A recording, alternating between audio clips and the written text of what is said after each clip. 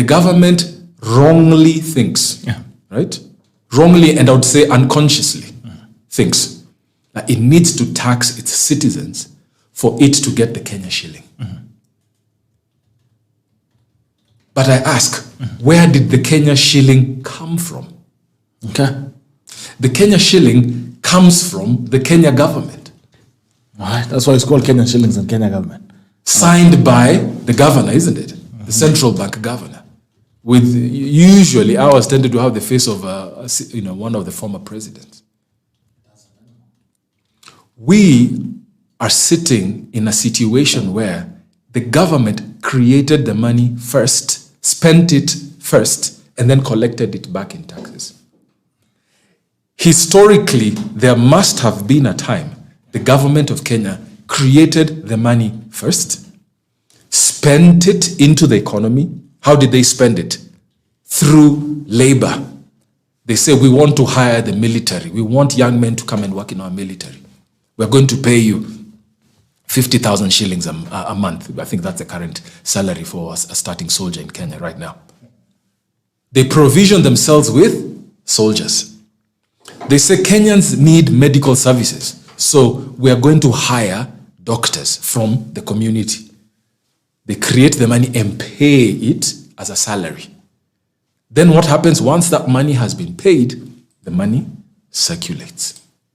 You then go to the shop, you buy whatever you need to buy. You go to the fuel station, you buy what you need to buy. We must have spent first, then taxed later. We could never have taxed first and then spent later.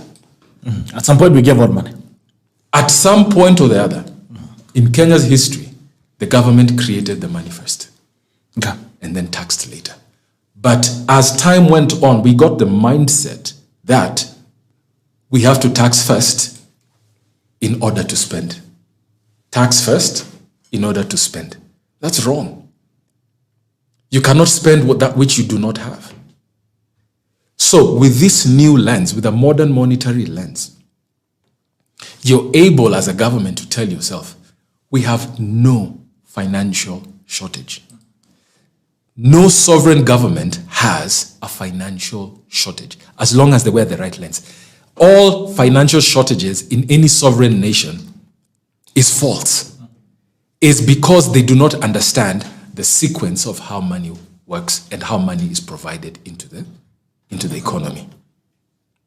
So they're not necessarily doing this consciously, at least most of them I would imagine, is they don't understand how it works.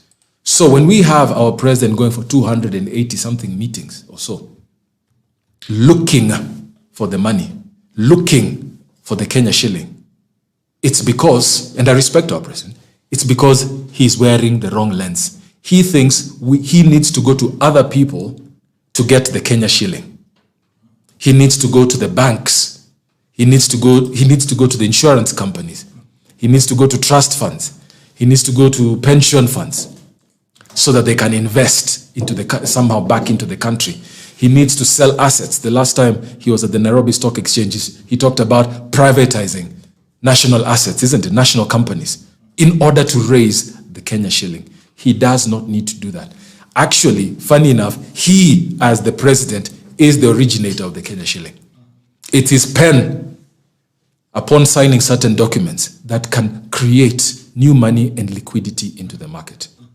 Now, whenever it comes to this topic, people always talk about inflation. And I must say, inflation is the relevant risk whenever you're looking at monies, an unending amount of monies within the government's capacity. Inflation is always the relevant risk. So yes, you need to be aware that if you create and spend too much into the economy, you can create inflation, which has happened in certain countries in the past. But do you have to spend all that you can spend? The fact that your car goes at 200 kilometers an hour or can go at 200 kilometers an hour, does it mean you do that every single time you drive? No, but sometimes you try. Once in a while you could try. Perhaps once a year. But on most occasions, you're probably doing 60 kilometers an hour, especially, in urban areas. Okay. So Inflation is the relevant risk, but you do not have to spend all that you can spend. You can do what we are now terming a pre-disbursement anti-inflation analysis. You can do an analysis, an anti-inflation analysis before, and determine what is the maximum amount of money that we can create and spend. And I'm talk about creating, in the interest of perspective. In short, you're saying the government can print its own money. When we're talking about people creation, need to understand creation. when we're talking about creation, yes, and we've had that problem. People don't understand when you say creating. I'm talking about printing.